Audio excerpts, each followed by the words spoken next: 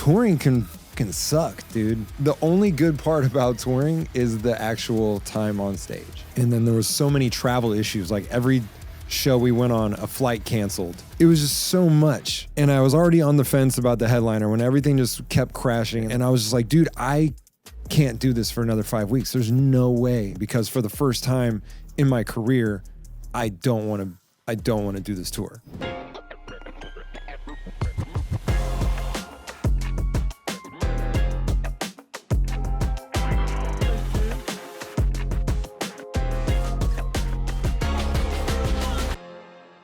What's up, guys? Welcome to another episode of I'm Not Sick, But I'm Not Well.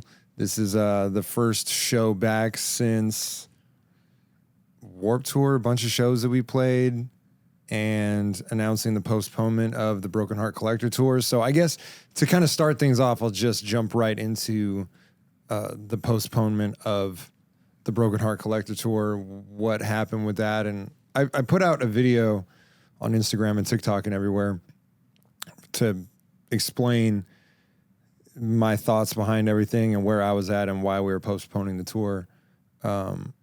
And so it's all pretty much basically there, but I guess I can just dive in a little bit more here into the fact that, first off, I love touring, and I don't want it to seem like I'm one of those artists that doesn't want to be on tour, doesn't like touring, or doesn't like playing shows.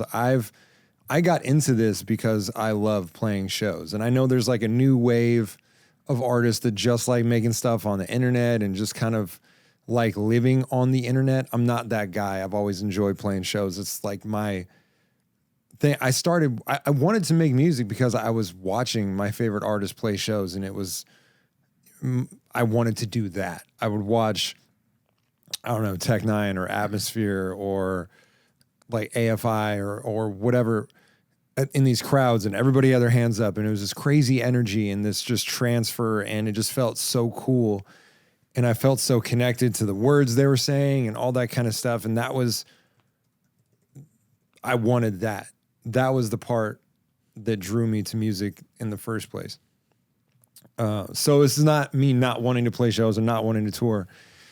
And also, touring can fucking suck, dude. And if you've never done it, it's the only good part about touring is the actual time on stage. And that is the absolute truth for me. I think maybe when I first started, it was cool traveling and, I should rephrase that. The idea of like, okay, I'm going to get to travel. I'm going to get to see the world.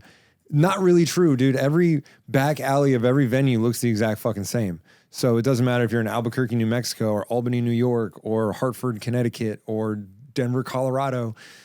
Everything looks the exact same when you're in the back alleyway of a venue. And everybody's like, oh, did you get to see this? Or you get to see that? It's like, no, dude, I had a 4-hour window where I had to be able to sleep so that my voice would be able to keep up for the next 3 shows in a row that we had to play. And I ate like shit because the only thing that was open was fucking White Castle. And it's just, that's like an everyday occurrence. So I love playing shows. Touring is hard. On top of that, I had a lot of things at home that were going on with my brother passing. We did a whole podcast where we were talking about that. And after he passed, and I mean, there was just the weight of that. There was a lot of other family stuff that was going on, like issues with my mom and other people in my life that was just also weighing on me. And I thought, okay, maybe if I just put my head down and bury myself in work, this will help me to either process or distract myself or be able to get through this if I just pack the schedule and keep myself busy. Like depression can't hit a moving target type of situation. And I thought if I packed my schedule with a bunch of stuff, that would be good for me. And it ended up not being the case because I just was not able to process anything. And I started having these borderline panic attacks just because I didn't have time to even, I had all this shit going on, and it felt like there was so much in me that I wasn't dealing with, that I was just repressing, and it was like trying to come up, and I was, you know, like, okay, we're leaving for 3 weeks now, and I have people back home that need me to be here. And it's not even just needing to be home for myself, but I have people at home that need me to be here for them, that are going through a lot of stuff with everything. So the closer we got to the tour, not just having a 5-week headliner, which was a lot, but Warped Tour was right before that. And then we had like 4 shows of Bloodywood that were going to be right before that. And then we took on the Dayseeker shows, which is another 6 shows on the East Coast. And then we had the show with Webby, the festival show that was in Billings. And then there was so many travel issues. Like every show we went on, a flight canceled, and we had to spend extra money to do this and that. And it was just so much.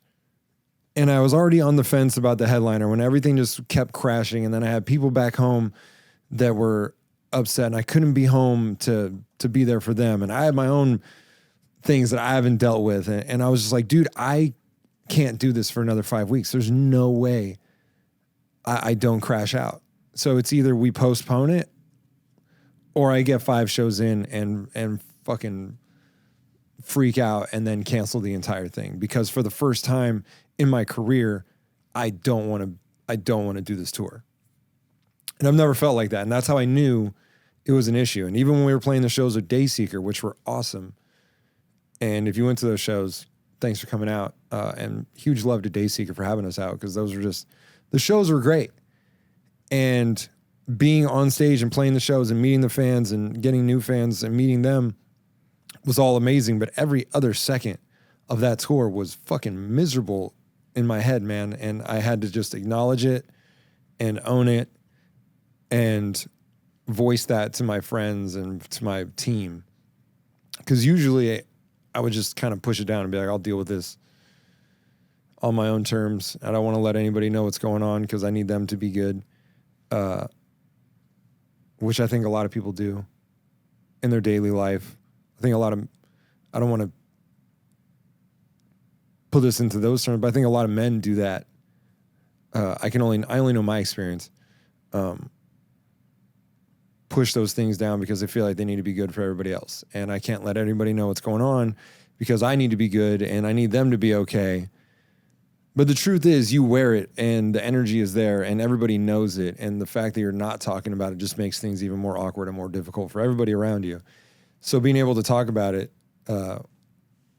and make an informed decision based on what we could actually do was the best thing for me. And being able to, Arankai being so supportive and down to move in was like, hey man, honestly, I actually need some time off too. I've been on tour with Archers for 3 months back to back, and we're going to be going out again. And I need time home with my wife as well.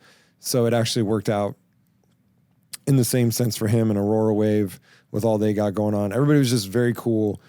The one person I didn't want to tell was my booking agent because she had done so much to put together the tour. And I was like, hey, this routing that we put together that was great? We need to redo the entire thing. And I just felt terrible. But she was awesome about it. So yeah, it just wasn't the right time. And it was better to just move it and just give us some time at home to get things right. And being at home now, I know there's not even a doubt in my mind it was the right decision. So I'm really glad we did it. And I appreciate everybody's support in that. And that being said, with this coming out, I'm pretty sure the new dates have all been announced. We got like 85% of the cities rescheduled completely. The only ones we were not able to get were Houston. All the Texas dates we were not able to fit into the routing. Now, this is how touring works. If you don't know, every venue has a calendar, and there's thousands, maybe not thousands, but hundreds of artists who are going on tour, who are trying to route tours, who are going and putting in for dates, and they're getting holds. And you get a hold for a date until you have the complete routing all figured out, which is when you then go and secure the date. So when you're trying to plan a tour and you're trying to book one, all these dates have holds and trying to actually put it together in ways that make sense, in ways where the routing works, driving from one city to the next where it's actually possible. It's not the easiest thing in the world to do. So we tried our best to get every single date rescheduled, and we did, minus Houston, San Antonio, and Dallas. And that's mostly because Texas is so goddamn big that when you're playing there, it's a pretty big undertaking. You have to kind of take time just to do Texas. So it just did not work. And the other one we couldn't get was Baltimore because they did not have a date within the window that we needed that was available. So Houston, Dallas, San Antonio, Baltimore, those shows are already trying to be rebooked for 2026. But as of now, they are canceled and will be refunded. And we're trying to rework it for 2026. Those are canceled. But in the having to reroute everything, we found new gaps in the touring schedule where we did add Albany, New York, which we love, and Iowa City, I believe. All these dates are now out and available, and you can be able to see them, and all the tickets are on sale. If you had tickets for the August dates, just keep your tickets. They're still good for the new dates. You don't have to do anything. If you have VIP, same thing. You don't have to do anything, and you'll be good to go. Yeah, so that's pretty much, I guess, everything about the postponement of the tour. I apologize for any inconveniences because I know people take time off of work and take time to, get hotels and all kinds of stuff if they're driving a little bit of a distance to get to a show. So, I feel bad for that. But I've never canceled a show in my career unless we physically could not make it there. So it sucks, but it's the best thing for me. And I'm pretty sure most people understand that and are able to kind of wrap their heads around that fact. So that is where we're at with the tour.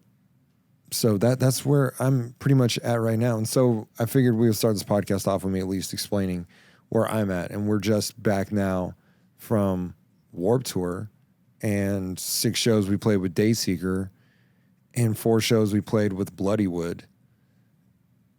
And I finally was able to get some sleep. So we're here now and we're rocking some podcasts and we're ready to get back going with that. And I'm in the studio right now. Randy, who's not even on camera right now, is here with us. But Randy is producer for the podcast. And also, here, you want to know a fun fact about Randy is Randy used to work for the UFC. Can I say that or are you going to get in trouble? No, it's fine. It's fine. Randy used to work for the UFC.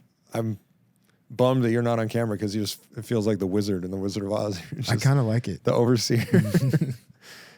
Can you just pull up a graphic of some random thing just every time he talks? Okay, so Randy used to work for the UFC. Now, a lot of people know, maybe some people don't. I did a song for the UFC back in, I don't even remember what year that was now. That was probably 2018? That was, yeah. 2018? Mm-hmm. UFC 226. And Randy reached out to me to do a song. And I was always like, I remember when you hit me up and were like, would you ever do a song for this? I was like, yeah, sure. In my head, I was like, it's never going to be a thing. So yeah, fucking sure, dude. And then it was like, okay, we're ready. Let's go. And I was like, all right, I don't know what the fuck I'm supposed to do for this. And so I had the bright idea of like, okay, let's just make a song where I can promote the bill for the fight, which was a great idea. In hindsight, it didn't end up working out that great, but it did and didn't. You know what I mean? Yeah. Because I did the song, and I think the song is great. A lot of people love that one, and we were able to shoot the video in the Octagon at the UFC Fight Institute, which was sick. There's a lot of people working out there now too. Is that like an open gym, sort of? It's not an open gym, but they have all obviously the UFC roster. They have the Contender Series people. They have like everyone from overseas, the UFC PI Shanghai, the UFC PI Mexico City, the UFC PI, wherever else they're going. They all come and train there. And then the employees can train there either before or after hours, I believe. Oh, that's cool. But it cuts off at a certain time. I know a couple influencers that just go there. But are they doing content there? Probably. They don't go there to work out like it's a public gym. Because you can't just walk in. They are working walk out there. I mean, they're posting stories that they're there. Yeah, but I'm sure they're part of I think they know somebody also. Maybe. But I bet they're doing some sort of influencer campaign or something where they're there because the UFC wants them there. And then they'll just let them work out there to do content? It'll be part of their content. Yeah, I think. I'm trying to roll through and work out at the fucking Performance Institute. I thought that song did well. Like, to me, my whole goal was get people talking about UFC 226. Yeah. And whether it was good or bad, like, they were talking about it. It's funny, like, we deal with the media a lot so I got a guy from, BBC in the UK. He's like, hey, that song was like really cool and creative. Like, it's a cool way to promote the fight. Like, thank you. The next guy from ESPN, he's like, what the fuck were you doing? And I was like, we were just trying to make like something different. Yeah. And then the next guy, oh, that was cool. Next guy, what? But to me, that means it worked. Yeah, I think you weren't ready for I was not the ready. exposure that you were going to get. Yeah, I was not ready. Not even a little bit. That. Yeah. That was my first experience in, I don't know, virality, sort of. Because I was before, nothing was like going like viral. So that was like the closest to something viral something could go in my world. Being posted on the UFC page and tagged and having a song on there. And there was, like, my follower count went up like 30,000 followers in like an hour. But also at the same time in the comments, I'm just getting shit on. Or people are like loving it or shitting on it or loving it or shitting on it one way or the other. And I didn't understand at that time. It's a weird, like juxtaposition of like, okay, my followers are going up, but why do I feel so bad right now? why do I feel like everybody hates me? And I didn't understand this till later. And even now I have to remind myself that the worst reaction is indifference, right? Yeah. Like if someone's like, yeah, whatever. Yeah. That's the one thing you do not want. You either want someone to fucking hate it or love it. You want to invoke emotion, right? Exactly. And usually if somebody hates it, somebody else loves it. It's the people choose their teams, they pick their sides, and they jump on it. And so if you do something and it's just like, then you kind of lost. Yeah. So you do want something to invoke emotion. You want people to be pissed and hate you because at least they're talking about you. Yeah. Or you want people to love it. And your people are always going to love it, and the people that hate it are always going to hate it. You're not going to turn them. Stop trying. There's no fucking point. And now it's even worse because people, they build their shit off of being shit posters. And they want to have the comment with the most likes that's talking the most shit because that gets them clout or some sort of engagement. But for me, I'm like, dude, please. Because the more people are arguing in my comments, the better a video is doing, the more people it's reaching, and I'll find the right people. Sometimes you get caught in the wrong algorithm and it's just people talking shit, and you're like, all right, I'm just not going to look at this one for the next month or whatever. But the only reason I was saying that doing the lineup idea wasn't the vibe was because the lineup changed last minute when the fighters dropped out. Yeah, well, who was it supposed to be? I forget. It was DC Ortega. No. Oh yeah, it was Max and Ortega. Yeah, and that's when Holloway had the whole like something happened where he like fainted and passed out. Yeah, and so who ended up being because it was Derek Lewis and Francis. Yeah, that was the co-main. The historically terrible fight. Yeah, it was really bad. Yeah, really bad. But who was the main event? I forget now. That was the main event. Derek and Francis? Yeah. No. Oh. Stipe DC. Yeah. That was a great DC. fight. Yeah. That was a great fight. Yeah. Oh, yeah. Okay, yeah. DC. Stipe DC. Nice. I forgot we had this. Let's go. Yeah, because Max and Ortega was the co-main. Then they ended up fighting. The Francis and Derek fight was horrible. Bad. Yeah, it was really bad. Really bad. I remember there was they did the wave in the stadium. Yeah, it was bad. Oh yeah, you went to the fight, right? Yeah. Yeah, that's right. Okay. I forgot about that. But I'll never forget like when we did that song. Because Forrest Griffin was the one that let us in the PI or let me in the PI to like let you in. Because it was late. We did it at like Yeah. 8 p.m. or something like that. And yeah, because it was summertime, so we had to wait for the sun to go down. So like 8 or 9 o'clock. And the day before the fight, I'm walking through the offices, and one of the executives there, like a high up, not Dana, but right around that, he was like, "Hey, did we make a song for this fight?" And I was like, "Yeah." He was like, "Okay," and just walked. And to me, that was a win. I was like, "Okay." I was like, "Okay."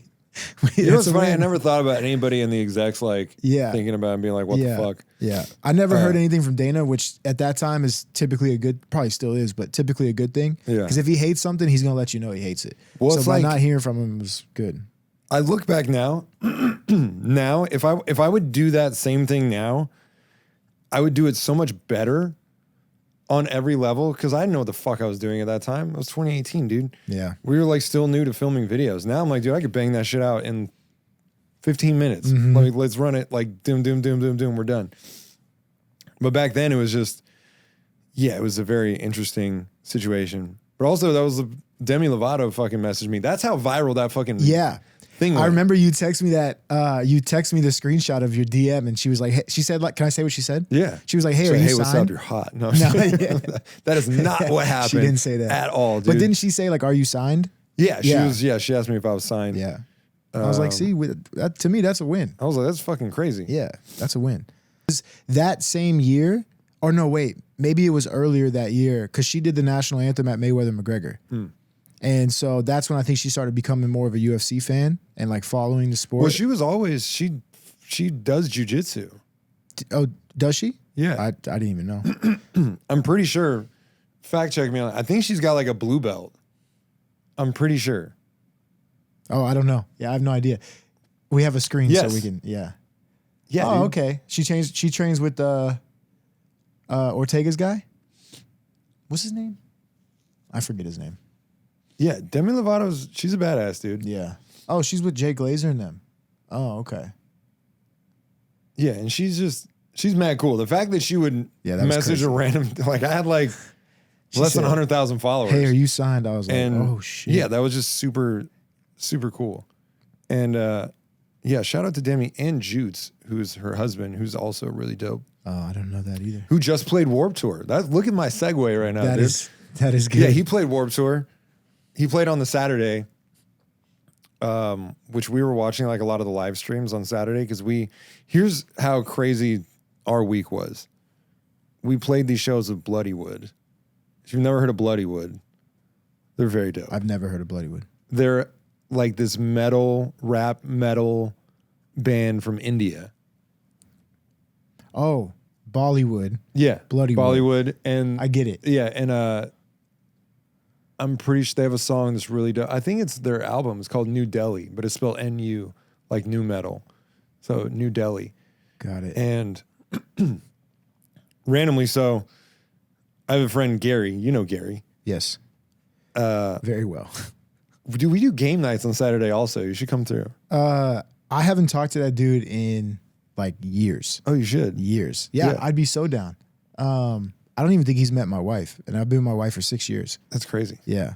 We do a guys game night on Saturday. Or we were for like a hot minute. Yeah. We were pretty consistent. Before Jay became a refrigerator. Yeah. So we're at his house. He's like, dude, have you heard of this band? And I was like, no. And he showed me this song and it's fucking insane, dude. I was like, and it goes so hard. It was awesome. So I got into this band. I started listening to them, especially in like workouts and stuff like that. And they're just so dope and very different, but also sort of the same. Yeah. Run some, they can't do the audio, huh? Yeah, don't do the audio. But the video work is insane. Oh wow, that was AI though. No, it's FPV drone. Was it? Yeah. It was an FPV drone. He said. Yeah, these dudes are smashing. He looks like that the one influencer on TikTok. Which one? Dude's like 6'6", the gay dude, bald head. You definitely seen him before. I He's don't like know. he's like everywhere. I forget his name. So Gary shows me this. I was like, dude, this is awesome. I start listening to them. I'm sitting with my manager at lunch, and we're talking about a bunch of different bands and all this stuff. I was like, dude, you heard this band Bloodywood? I've been into this band. They're fucking sick. He was like, dude, I manage Bloodywood. I was like, no fucking way. That's crazy. So then they're booking like these random shows, just some one-off shows right before Warped Tour. He was like, do you want to play? I was like, yeah, dude, for sure. I don't know how the crowd is going to react to me because this is like heavy metal shit. And I have some heavier stuff, but also not that. But fuck it, I'll roll the dice. I'll try it and see what happens. If nothing, I get to see Bloodywood 3 nights in a row, which is very cool. And the shows ended up being super sick. The guys are like so fucking cool. The crowds were awesome. And their show is just insane. It's like one of the craziest shows I've ever seen. There's like 6 dudes on stage at one time. They're playing like instruments I've never even seen before. They're fucking, dude, if you have just like a clip of these dudes playing, it is turn up nuts. Unfortunately, we can't have the audio, which is a bummer. But they call it Indian folk metal, which is crazy. Yeah, dude, these guys just fucking get it. And there's like 3 dudes all with long hair that all just fucking rock out at one time. It's a crazy show. They're very good live. Very good live band. So we did those 3 shows, and the last one was in like Berkeley, which is San Francisco, pretty much. And then we have Warped Tour the next day. Warped Tour load in, for people that don't know, is 6:30 a.m. if you want to have merch. And they're like, if you want to have your merch, you got to get here at 6:30. If you don't get here at 6:30, sucks to suck. You're not selling anything. So we played Berkeley. Why? Yeah. Because doors are at 10. And so they want you there that early to set up and be ready to go? Yeah, you have to build a whole tent and load in all your stuff and all that kind of shit. Yeah. It was very corporate. Mm-hmm. It was a very Insomniac owns Warped Tour now, which maybe a lot of people don't know. So it's the same people that do EDC. Oh. So Insomniac runs EDC and all these EDM festivals. They are licensing the Vans Warped Tour name, but they are running the festival. So Kevin Lyman, the founder of Warped Tour, is still the face, and I think is still logistically doing most stuff, but Insomniac is running the show. So it's definitely a little more corporate than I think maybe it used to be. But wouldn't you say that's why it's back now? Like, because wasn't it not around for a while? Yeah, I want to say 2018 was the last year. Probably because they weren't running it in a corporate way, like making it make business sense? No, I don't even think it was that. I think in 2018, 2016, 17, 18, the rock genre was in a rut. You know what I mean? This is before the resurgence of pop punk being huge, and then now metal being one of the highest selling genres in live music. Like Live Nation just put out like a whole report about how rock shows are outselling country shows in some markets, which is crazy. So the genre is just back in a huge way. This is before When We Were Young, which is like gone crazy. So I don't think it was that. It wasn't being run poorly. I think it's just logistically is just a difficult tour when you're playing 20 dates on a traveling circus, essentially, that fucking sets up in a new place every time. You're probably losing in a lot of markets, and maybe logistically as a touring festival, it wasn't working, but maybe like doing 3 dates makes more sense, I guess. I don't know. Also, if I was Kevin Lyman, I'd be like, yeah, I'm kind of over this shit. This is a lot. Anyway, so we played Berkeley, and it's a 7-hour drive to Long Beach, and we have to load in at 6:30. So we left at 11 p.m. and just drove through the night. Nobody slept, and just loaded in at fucking 6:30 a.m. at Long Beach to play Warped Tour.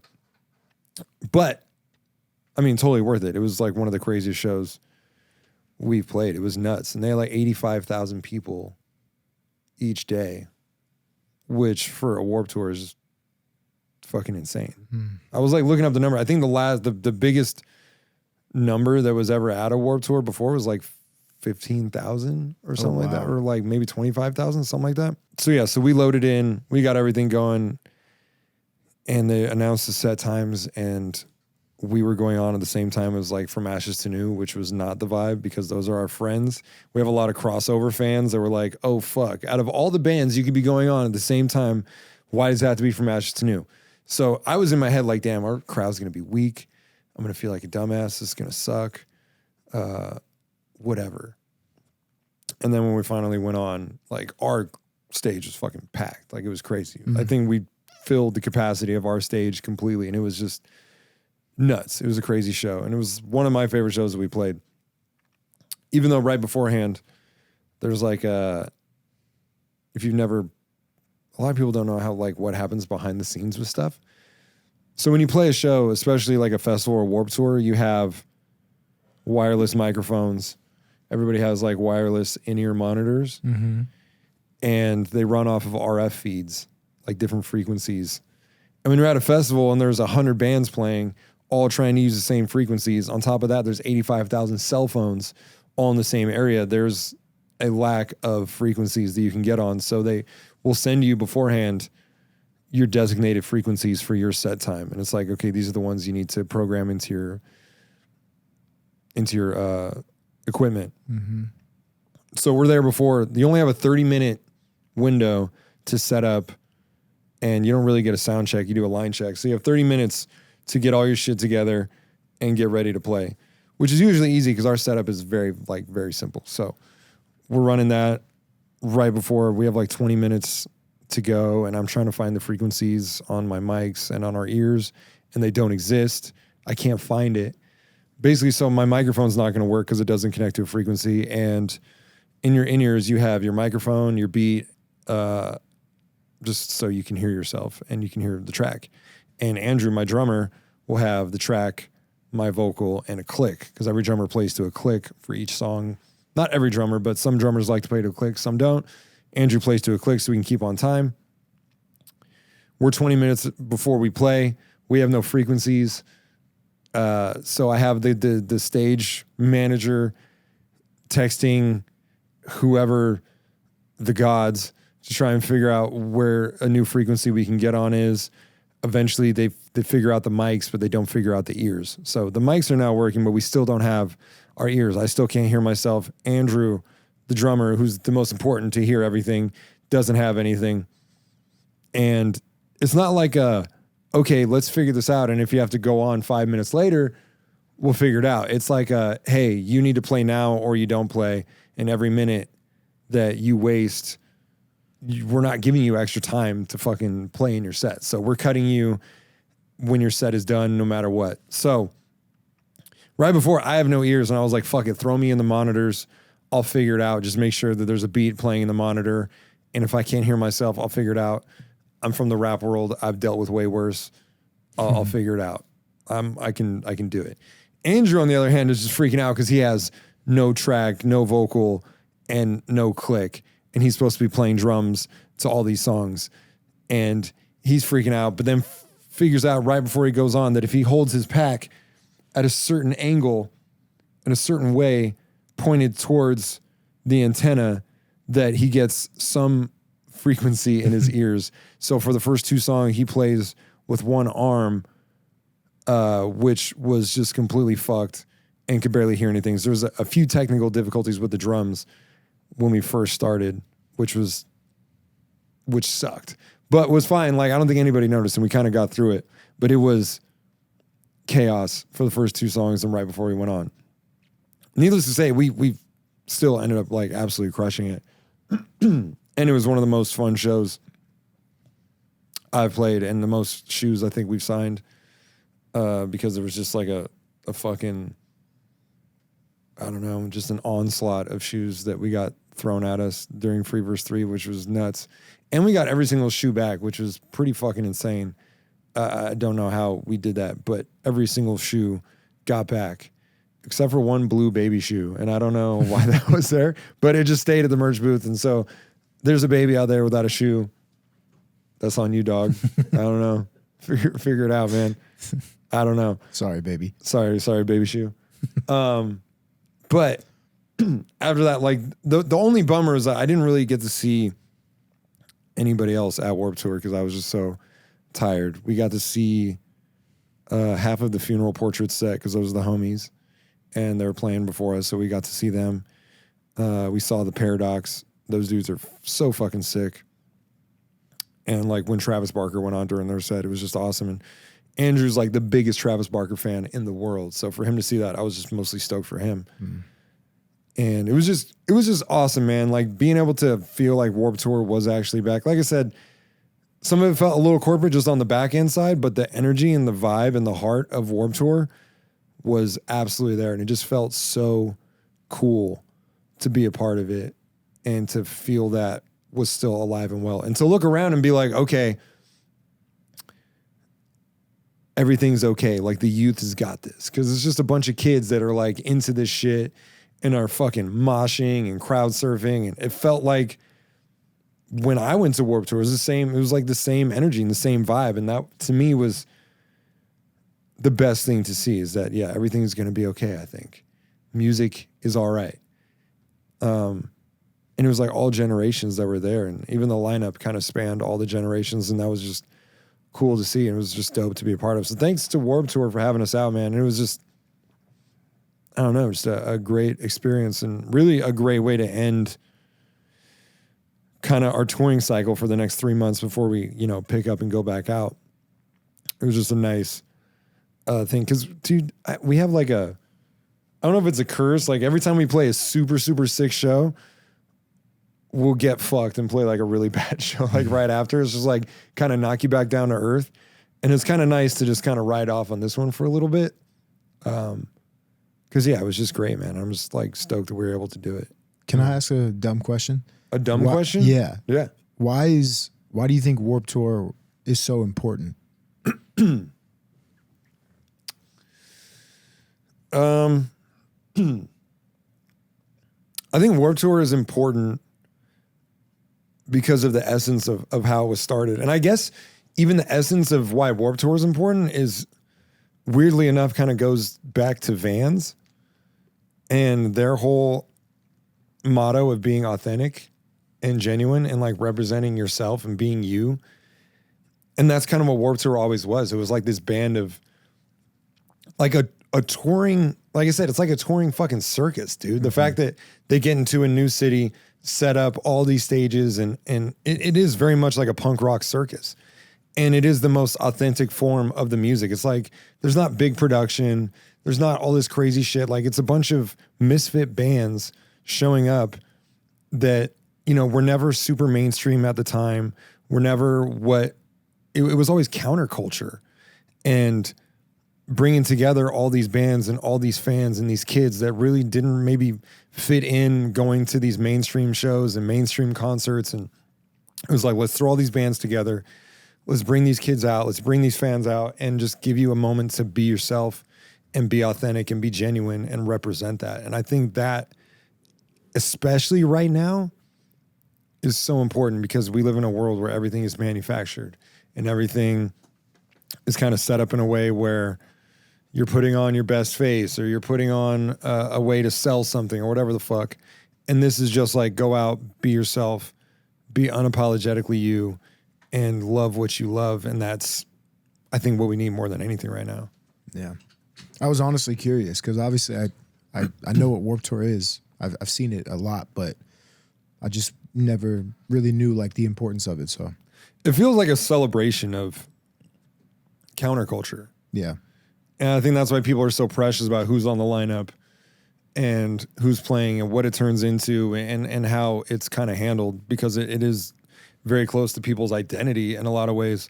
There's a lot of times where people find the bands they fall in love with and end up listening to for the rest of their lives, or they find friends or whatever it is. It holds a special place in a lot of people's hearts. And there's nothing else like it. And there never really has been. And probably never will be for maybe because it, like, again, like it logistically doesn't make sense or whatever. I don't know if they were making a bunch of money off of it. I don't even know if they gave a shit about making money off of it, because I know the people that run it and started it, like Steve Van Doren, who was, you know, one of the owners of Vans, and Kevin Lyman. And these are people who don't like, who really give a fuck about the energy of it and really care about just giving the kids and the fans and like the youth a place to go and a place to belong. And it sounds corny, but it's like they really actually, it's really important. More than profit margins, because I know a lot of festivals don't make money, period. And especially when you're doing it in that way, it's probably not absolutely crushing it. And you probably lost money on a lot of stuff, but it was so important just for the scene and all that to do it. So yeah, I think that's important when people kind of put everything else aside to just kind of like do one for the people. For the culture. Yeah. Yeah. That's interesting. Not a lot of people doing that these days. Doesn't seem like it. No, honestly. it's just like, I think it's cool, man. I think they're adding 2 more dates next year. I think like, I don't even know if they said that or if I can say it, whatever the fuck. I don't know. Maybe they're adding more dates. I think they are. I think they're adding 2 more. If I'm wrong, whatever. But yeah, that's kind of what's been going on here. And now we're back home and just trying to chill and get the bearings back together and hopefully make some new music. And we just put out a song with, Die For Me is out, and that's been making its rounds and a lot of people liking that. And that's another like spicy, heavy, metal-y, rappy song that people were asking for after we did Broken Heart Collector. So it was like, let's do another one of these. And we just did a song on Melrose Avenue. My boys from Australia that were out here. I fucking love Australians, dude. I don't know what it is. I think they have like the coolest energy and they're the best. So they rolled through, they were doing a tour, and they were playing in Vegas. So they rolled through actually to this house and we hung out in the studio and they were showing me a bunch of their songs and wanted me to get on something. I put down a verse and tracked it here, and now that song is out. So I know a bunch of people were stoked on doing some with Melrose Avenue. So that is here. I've got a new song out. There's other things that are coming out I can't really talk about right this moment, but there's a lot that is on the way that I'm pretty hype about. And yeah, and the tour is slated for November. And I'm trying to think if there's anything else that's going on right now. I can't really think of anything. So you're in Vegas till November? Or do you have any like one-off dates coming up that you can... I'm not doing anything. Nothing? I turned down everything. When's the last time that you've had 3.5 months to be still? To not do anything is... I mean, I won't not do anything. I'm going to be writing and doing them. But sure, like not like, playing shows is like, it's been a while. Probably since like 2019. I mean, COVID, I guess. Yeah. For sure. But COVID was its own monster. Mm-hmm. That was like, you have all this time, but you need to make something happen with this time. And so it was actually more anxiety inducing than anything. But yeah, definitely since 2021, I guess. Because that's when touring started back up. But yeah, I haven't had time to really chill at all. It's probably good mentally and physically, right? I mean, touring's got to be like tough physically as well. Just not only the lack of sleep, but like the actually like being on stage part and like, you know, and I see you like jumping off of shit and stuff like that. Yeah. I mean, I'm lucky for me. I guess like my body is like pretty okay. I try and stay like in shape so that I can like do this stuff. Yeah. If anything, it's little stuff like, I don't know, dude. I'll fucking play a show, jump off a balcony, be fine. The next day, like I pick something up and I twist the wrong way. I'm like, fuck my back up. Something like stupid like that. But I try and stay like in shape when I'm on tour. It's like important for me to try and stay in shape when I'm on tour. So physically, it's more like your nervous system that's just out of whack pretty much the entire time you're on tour, because you're never really at a place where you can relax. It's always like you have to be somewhere at a certain time. Even if you're chilling, you know you have to play later and all that kind of stuff. So yeah, it's good to be home. And there's like so much new music stuff that I've got to kind of wrap up and figure out for next year, that it's just really good to be home and be able to like take time. And a big thing I wanted to do more than anything was like disappear from the internet for a little while. You know, it's like, I don't want to, what if I just don't post for like a month or 2 months? Do you find that difficult? I'm actually curious about this because that's such a main part of your business. Do you find it difficult to try to disconnect from it? Or do you just like batch film a bunch of stuff and then give it to someone else and say, hey, can you just like run this content calendar and I'm just going to disconnect for like 3 weeks? That's what I want to do. Yeah. But I've never had enough time. I haven't had enough time to be intentional with anything in years. So it's always like I'm kind of figuring out as I go. And it's like, okay, well, this song's coming out. Let's film this now and figure it out as we go, instead of being like, okay, let's figure this out 3 months in advance and set it up to where we know what we're going to do and we're going to be intentional with every move that we make. Instead, it's like, okay, you got to be on the road in 2 months. So record this now, make this content, figure it out when you're on the road, which is never the right way to go about things. And I've gotten lucky that a lot of things have worked out, but I haven't felt like intentional with it. So yeah, disappearing from the internet is like, is everyone going to forget about you? What's going to happen to your engagement? And the internet, social media makes it like that. Like I got a notification the other day on like Facebook that was like, your last 3 videos have done so good that we've upped your optics of who we're sending your stuff out to. I'm like, what? Like what? Or if you don't post for 3 days, it'll be like, hey, you haven't posted in 3 days. All your engagement is down 1,000% or whatever the fuck. And it's constantly doing it to you. So you pump out all this shit. And it's not good for your head, man. It's not good creatively. It's like, in order to create, you have to unplug for a little while and be able to just think about new shit. So yeah, it sucks thinking about disengaging with everything. But the move would be to set up a content calendar and go to someone and be like, hey, can you post all this stuff at this time and with these hashtags and do this and whatever. That is the move, definitely. But yeah, it sucks. Yeah. Because everybody's always just afraid that everyone's going to forget about you and your engagement's going to go to shit. And then, especially with the current climate, everybody's attention span is, I want it now. You know, I want it right now. And I want it tonight and I want it tomorrow morning and the next day and the next day. Dude, I had all this footage from Warped Tour. I had everybody send videos of us doing Free Verse 3 where we sign all the vans. It's like, everybody, if you filmed anything here, send it to me. So I'm like, I want to do a recap video. I don't know what it's going to be. I don't know the angle. I don't know what it's going to, like, what part of it I'm going to talk about, but I'm going to put all this footage together and figure it out. So I have like 20 clips of this performance. And then I have Tyler, who's our photographer, videographer, from his clip on stage. And I'm looking at all this shit. And I'm like, people throwing these shoes should be enough. Like, this looks insane. But I'm like, I know it's not. I know I can't put out a video where it's just these people throwing shoes. That's not enough for the internet. There has to be some sort of conflict resolution somewhere. You know what I'm saying? Which sucks. Like, why do I have to think like this? So I'm like sifting through all this footage and I'm like, where's my angle? Where's my angle? Is it the security guards? Because I have like videos of the security guards like almost getting hit and then like having a good time and grabbing shoes. I'm like, that's kind of funny. That's kind of interesting. Like, maybe, maybe not. And then I see one angle of like the shoe hitting our computer and closing it to where it like turned off the beat. And then we had to open it back up and I had to like find it and like keep the show going. And I was like, that's it. All right, that's it. But it just, I'm like, dude, the fact that it's like, this is not enough. Like, this one crazy thing that is cool, that's not enough. It has to be a full-on story that you have to try and tell during this chaotic moment. Is just, that's social media as a whole. It's like, this crazy thing is not enough.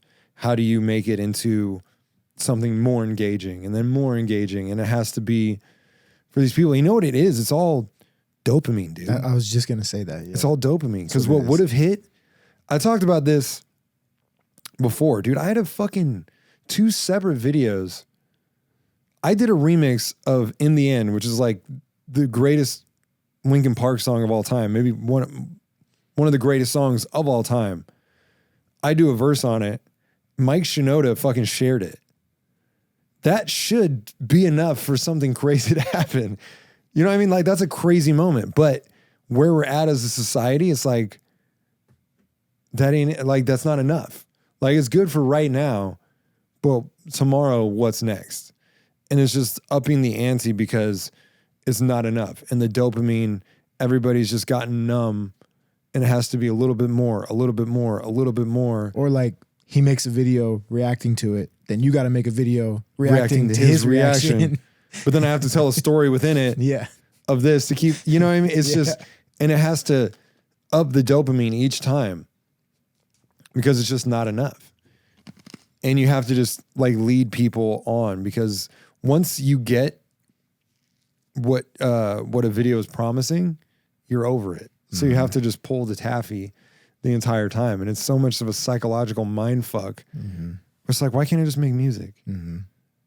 And you can't just make music, unfortunately, for most people. If you're signed to a label, you can, but when you're your own label and doing it all yourself, it's like we were talking before, influencer marketing. That's what a label does. But I am the label, so now I have to be doing it. Yep. And all this different shit. So it is just a psychological mind game to get people to listen to your stuff, which is crazy, because is the music the most important thing? It should be. To me, it still is. But then once you have it, it's figuring out how to market a song becomes the most anxiety-inducing thing ever. But there is a fun to it, and there is a piece that's like, let's get creative and try and figure this out. And it just becomes problem-solving and different ways to figure out how to market a song, which can be fun if you figure out the right way. But that's another reason I was like, I need to be home, dude. Like, I need to be home to try and figure out these things and take care of me and get my head right and not let all this outside stuff influence me. So I think it's, again, to kind of bookend it back on what I was talking about at the beginning, it's like, it's nice to be home. And it's also nice to know that we're still playing these shows and we're going to get back out there before the end of the year, because that's what we're here to do, is play these shows, you know? Awesome. So, good. Yeah. So hopefully that's enough of an update for everybody to hop back in. We're also got new podcast episodes that are going to be dropping. I think the next one is with Whitney Payton. And then after that, we got a bunch more on the way. Some that aren't even going to have guests. Some are just going to have me and a co-host just kind of hanging out and talking about whatever's actually going on. A lot like this one, but you would be like on camera. On camera. Yeah, I'm pretty excited for that. So there's a lot more that's like to be desired and on the way. So thank you guys for hanging out with us for this one. If you came to Warped Tour, thank you. If you have tickets for the upcoming tour, I can't wait. And if you were at one of the canceled shows, I'm sorry. We'll be back in 2026. I promise. Yeah, thanks for hanging out. This has been another episode of I'm Not Sick, But I'm Not Well. We will see you next week for a new episode. And every week after that, we're back, baby. Let's go.